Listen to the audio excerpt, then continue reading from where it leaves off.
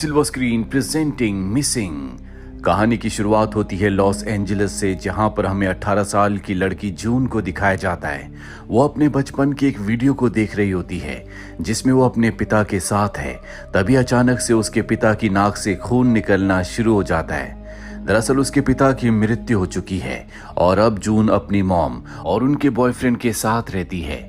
जून अपने दोस्तों से चैटिंग कर रही होती है, तभी उसकी मॉम का वीडियो कॉल आता है जो जून को बताती है कि मैं कुछ काम से अपने बॉयफ्रेंड के साथ कोलंबिया जा रही हूँ, तुम अपना ध्यान रखना, मैं 1 हफ्ते के बाद वापस लौट आऊंगी। वो जून को कुछ पैसे ट्रांसफर करती है, साथ ही बताती है कि मैं अपनी फ्रेंड जो कि एक लॉयर है उसे तुम्हारा ध्यान रखने के लिए घर पर भेज दूंगी। जून अब खुश हो जाती है क्योंकि उसके पास 1 हफ्ते का वक्त है। वो अपने सभी दोस्तों को घर पर बुला लेती है, उनके साथ वो बहुत पार्टी करती है। उसकी मॉम ने उसे जितने पैसे ट्रांसफर किए होते हैं वो सब के सब खर्च कर देती है। 1 हफ्ता बीत जाता है जिसके बाद वो अपनी मॉम को एयरपोर्ट लेने के लिए जाती है। बहुत देर तक इंतजार करने के बाद भी उसकी मॉम वहां पर नहीं आती। थक हार कर जून घर वापस आ जाती है, जिसके बाद वो अपनी मॉम को और उनके बॉयफ्रेंड को कॉल करती है, लेकिन वो दोनों ही कॉल रिसीव नहीं करते, जिससे जून थोड़ा सा घबरा जाती है। और अब कोलंबिया की वो उस होटल में कॉल करती है जहां पर उन दोनों ने स्टे किया था। होटल वाले उसे बताते हैं कि तुम्हारी मॉम और उनके साथ जो आदमी था यानी कि उनका बॉयफ्रेंड, वो बिना अपना सामान लिए ही होटल से चले गए। जून कहती है क्या आप सीसीटीवी कैमरे की फुटेज से बता सकते हैं कि वो आखिरी बार वहां पर कब दिखे थे? होटल वाले कहते हैं कि इसके लिए तुम्हें खुद यहां पर आना होगा।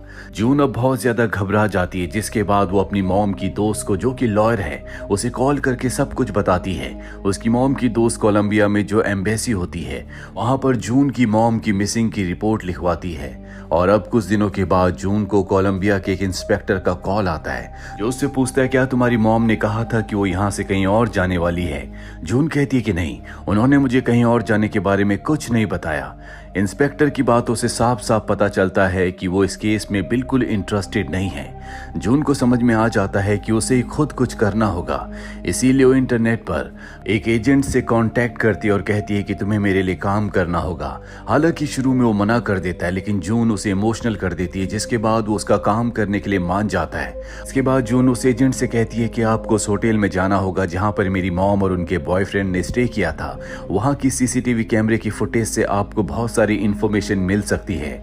एजेंट कहता है कि तब तक तुम अपनी मॉम की और उनके बॉयफ्रेंड की जीमेल को लॉगिन करने की कोशिश करो, उससे हमें बहुत सारी इंफॉर्मेशन मिल सकती है। जून ऐसा ही करती है, लेकिन वो लॉगिन नहीं कर पाती। तभी वहां पर उसकी एक दोस्त आती है। ये दोनों मिलकर जून की मॉम के बॉयफ्रेंड की जीमेल को लॉगिन कर लेते हैं। ये देखते हैं कि उसमें बहुत सारी ऐसी आईडीज होती हैं जो उसने ब्लॉक कर रखी हैं, और ये सब की सब लड़कियों की आईडीज होती हैं जो उससे पैसों की डिमांड कर रही थी। जून समझ जाती है कि वो एक धोखेबाज इंसान है, हो सकता है कि उसी ने उसकी मॉम को किडनैप किया हो। और अब एजेंट का कॉल उसे आता, वो बताता है कि मैं होटल गया था लेकिन वहां से मुझे कोई फुटेज नहीं मिली। होटल वालों ने बताया कि आखिरी बार तुम्हारी मॉम को होटल वालों ने 19 तारीख को देखा था। 19 तारीख को 1 बजे वो होटल से निकल गई थी। और अब जून ने सारी की सारी इंफॉर्मेशन कोलंबिया पुलिस को भेजती है। कोलंबिया पुलिस उसे बताती है कि तुम्हारी मॉम का जो बॉयफ्रेंड है वो 2 साल पहले तक जेल में था। हालांकि जून के पास उसकी ईमेल आईडी है जिसमें बहुत सारी लड़कियों के मैसेजेस हैं जिन्हें उसने ब्लॉक किया है, लेकिन वो ईमेल आईडी और पासवर्ड पुलिस के साथ शेयर नहीं करती क्योंकि ये क्राइम है। किसी की इजाजत के बिना उसकी आईडी को, उसके पासवर्ड को यूज नहीं किया जा सकता। और अब जून को अपनी मॉम के बॉयफ्रेंड के जीमेल से एक लोकेशन का पता चलता है जो कि बहुत ही आइसोलेटेड एरिया होता है जहां दूर दूर तक कोई नहीं है। उसे वहां पर एक आदमी का नंबर भी मिलता है जिस पर वो कॉल करती है और उससे अपनी मॉम के और उनके बॉयफ्रेंड के बारे में पूछती है। वो आदमी बताता है कि मैं उस आदमी से जेल में मिला था, उसने मुझे तुम्हारी मॉम के बारे में बताया था और कहा था कि मैं उससे बहुत प्यार करता हूँ, उनके लिए मैं बदलना चाहता हूँ, मैं एक अच्छा इंसान बनना चाहता हूँ। जून फोन को डिस्कनेक्ट कर देती है, जिसके बाद एजेंट का कॉल आता है जो जून को बताता है कि तुम्हारी मॉम ने और उनके बॉयफ्रेंड ने एक लॉक खरीदा था, लेकिन वो लॉक उन्होंने क्यों खरीदा मुझे इस बारे में कुछ नहीं पता। इसके बाद जून इंटरनेट पर एक प्लेस को सर्च करती है जहां पर टूरिस्ट लोग अक्सर जाया करते हैं। यहाँ पर प्यार करने वाले लॉक के ऊपर अपना नाम लिखकर उस जगह पर छोड़ देते हैं अब एजेंट जब उस जगह पर जाता है तो उसे वो लॉक मिल जाता है जो वहां पर जून की मॉम ने और उनके बॉयफ्रेंड ने छोड़ा था। इसका मतलब ये है कि वो दोनों इस जगह पर आए थे। जून इसके बाद इंटरनेट पर उस जगह के वीडियोस को देखती है जहां पर उसे उसकी मॉम और उनका बॉयफ्रेंड दिख जाता है। वो दोनों एक दूसरे के साथ बहुत खुश होते हैं, लेकिन जब वो वहां से निकलते हैं तो उनके पीछे एक बहुत बड़ी गाड़ी आती है जो उन दोनों को पकड़कर गाड़ी में जबरदस्ती बैठाकर उस जगह से निकल जाती है। जून समझ जाती है कि उन दोनों को किसी ने किडनैप किया है। वो एजेंट को कॉल करती है और कहती है कि मैं अपने डैड को पहले खो चुकी हूँ, मैं अपनी मॉम को नहीं खोना चाहती। एजेंट कहता है कि तुम चिंता मत करो, मैंने भी किसी अपने को खोया है, हम तुम्हारी मॉम को ढूंढ लेंगे। यहाँ पर जून ने अब तक अपनी मॉम का चेहरा साफ साफ नहीं देखा होता, इसीलिए वो कुछ और वीडियोस देखती है जिससे उसे पता चलता है कि वो उसकी मॉम नहीं है, बल्कि उसकी मॉम का जो बॉयफ्रेंड था वो किसी और के साथ था। उसकी मॉम ट्रिप पर गई नहीं थी। जिस आदमी के साथ उसकी मॉम का बॉयफ्रेंड था उसकी फोटो उसने उसकी जीमेल में देखी थी। इसका मतलब ये है कि उसकी मॉम घर से एयरपोर्ट के रास्ते के बीच में कहीं गायब हो गई। जो उनको शक हो जाता है कि वो जो किडनैपिंग का वीडियो है वो नकली है। पुलिस इसकी इन्वेस्टिगेशन करती है। जल्दी वो उस लड़की को ढूंढ लेती है जो कि उसकी मॉम के बॉयफ्रेंड के साथ थी, और अब वो लड़की अपना बयान देती है जिसमें वो बताती है कि मैं एक एक्ट्रेस हूँ, मुझे एक आदमी ने हायर किया था, यानी कि जून की मॉम के बॉयफ्रेंड ने, और कहा था कि मुझे किडनैपिंग का एक सीन करना है, साथ ही वो मुझे एक जगह पर प्रपोज करेगा, मैं तो बस एक्टिंग कर रही थी। वो लड़की बिल्कुल सच बोल रही होती है। पुलिस जून को बताती है कि तुम्हारी मॉम ने कुछ वक्त पहले अपनी आईडीज को, अपनी इंफॉर्मेशन को पूरी तरह से चेंज करवा दिया था। उनका नया नाम क्या है हमें इस बारे में कुछ नहीं पता, इसीलिए उन्हें ढूंढना इतना आसान नहीं होगा। वहीं जून एक बार फिर से अपनी मॉम के बॉयफ्रेंड की जीमेल को चेक करती है जिसमें उन्हें एक मैसेज मिलता है जिसमें लिखा होता है कि शायद जून की मॉम को सब कुछ सच पता चल चुका है। और अब जून देखती है कि वो मैसेज जिस लेडी को भेजा गया था और कोई नहीं बल्कि उसकी मॉम की वही लॉयर दोस्त है जो उसकी देखभाल करने के लिए उसके साथ उसके घर पर रुकी थी।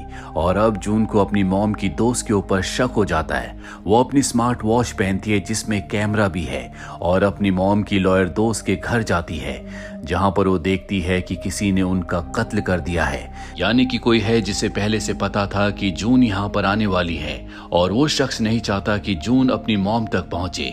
और अब पुलिस जून को बताती है कि तुम्हारे आने से कुछ वक्त पहले ही तुम्हारी आंट को, यानी कि तुम्हारी मॉम की जो लॉयर दोस्त है, उसे किसी ने मार दिया और तुम्हारी मॉम का बॉयफ्रेंड इनके साथ नहीं मिला हुआ था बल्कि वो इन्हें ब्लैकमेल कर रहा था। अब तुम्हारी जान को भी खतरा है, तुम्हें अपनी रक्षा करनी होगी क्योंकि हमें नहीं पता कि तुम्हारी मॉम की लॉयर दोस्त को किसने मारा है, इस वक्त तुम्हारी मॉम कहां पर है। जून घबरा जाती है। जून को पता चलता है कि किसी ने उसके लैपटॉप को हैक कर लिया है, कोई है जो उस पर नजर रख रहा है, और इसी से उसे पता चला था कि जून लॉयर के घर पर जाने वाली है। अब जून अपनी मॉम के जीमेल को खोल लेती है जिसमें उसे एक वॉइस नोट मिलता है जिसमें एक इंसान बोल रहा होता है कि मैंने तुम्हें ढूंढ लिया।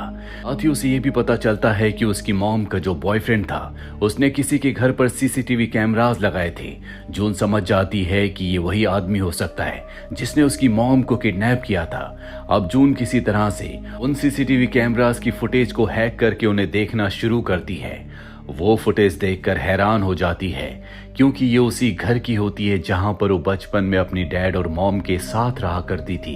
वहीं दूसरी तरफ जून की मॉम का जो बॉयफ्रेंड होता है पुलिस के साथ मुठभेड़ में वो मारा जाता है। जून को कुछ समझ नहीं आता कि ये मास्टरमाइंड कौन है और तभी उसे उसी आदमी का कॉल आता है जो उसकी मॉम के बॉयफ्रेंड के साथ जेल में था, जिसे खुद जून ने कॉल किया था। और अब वो आदमी बताता है कि मैं तुम्हारा डैड हूँ, मैं जिंदा हूँ।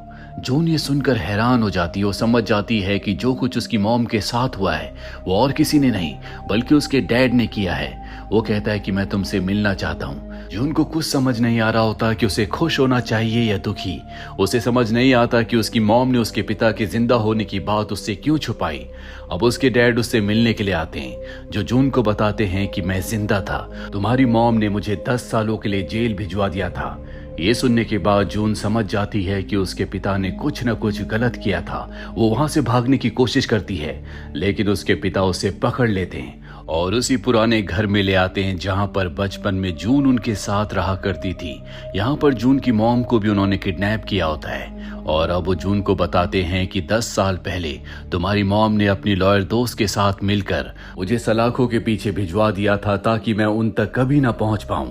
साथ ही उन्होंने अपना नाम भी बदलवा लिया था, पर मैं उन तक पहुंच ही गया। तुम्हारी मॉम का जो बॉयफ्रेंड था वो मेरा बहुत अच्छा दोस्त था और जो कुछ आज तक उनके साथ हुआ है वो पूरा का पूरा प्लान मेरा ही था। इसके बाद वो यहाँ से निकल जाते हैं। इसी दौरान जून एक कांच के टुकड़े की मदद से अपनी रस्सियों को काट लेती है। वो अपनी मॉम को भी आजाद करवा देती है और अपनी स्मार्ट वॉच से अपने एजेंट को कॉल करती है और कहती है कि मेरी लोकेशन को ट्रेस करके जल्दी से यहाँ पर मदद पहुँचाओ। वहीं अब जून के डैड वापस आ चुके होते हैं। वो देखते हैं कि जून ने अपने आप को और अपनी मॉम को आजाद कर लिया है, इसीलिए वो अपनी गन से जून की मॉम पर गोली चलाते हैं जिससे वो जख्मी हो जाती है और जून को एक बार फिर से बांध देते हैं। लेकिन ठीक इसी वक्त जून की मॉम कांच के टुकड़े से उन पर हमला करती है जिससे वो मारे जाते हैं, लेकिन वो बहुत ज्यादा जख्मी है इसीलिए वो बेहोश हो जाती है।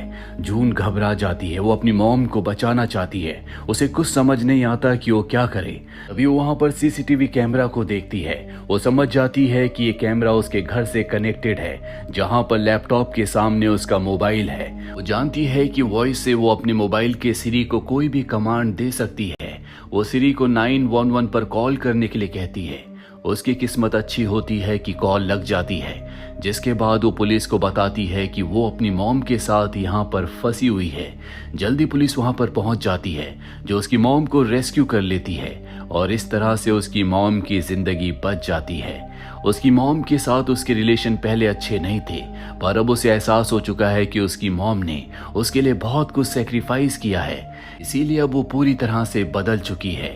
उसकी मॉम के साथ उसके रिश्ते बहुत अच्छे हैं। उसकी मॉम ने उसके डैड को जेल इसलिए भिजवाया था क्योंकि वो इलीगल काम किया करते थे। साथ ही वो चाहते थे कि जून की मॉम भी गलत काम करे। जून के भविष्य के लिए बिल्कुल सही नहीं था, इसीलिए जून की मॉम ने सब कुछ जून के लिए किया होता है। इसी के साथ ये फिल्म, ये कहानी यहीं पर खत्म हो जाती है। उम्मीद करते हैं कि ये कहानी आपको पसंद आई होगी।